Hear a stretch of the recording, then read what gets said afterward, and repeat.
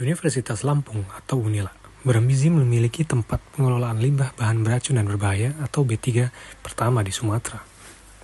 Hal itu diutarakan langsung oleh Rektor UNILA, Prof. Lusmi Ilia Afriani saat kegiatan Lokakarya Sistem Pengelolaan Limbah B3 di Ballroom Hotel Radisson, Bandar Lampung, hari Senin 9 September 2024.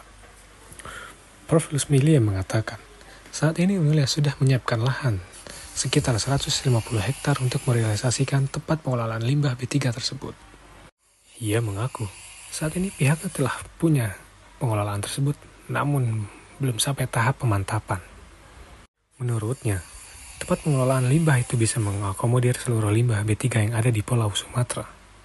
Sebagai informasi, selama ini pengelolaan limbah B3 yang ada di Pulau Sumatera, terkhusus di Lampung, selalu dioper ke Pulau Jawa.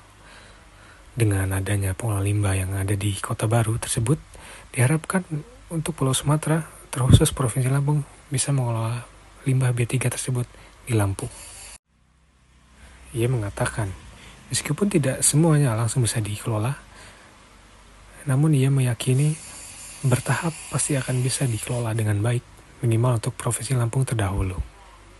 Kendati begitu, rencana tempat pengelolaan limbah B3 itu masih belum masuk ke dalam tahap PRPTN UNILA tahun anggaran 2024.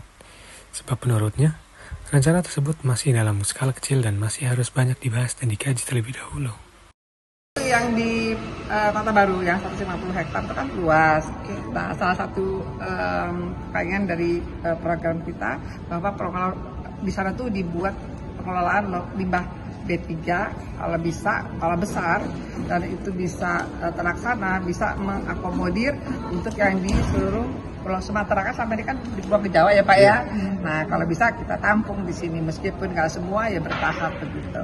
Minimal untuk di Provinsi Lampung kita bisa ngizin sebagai core bisnisnya UNILA juga salah satu, itu rencana kita, program kita ke depan.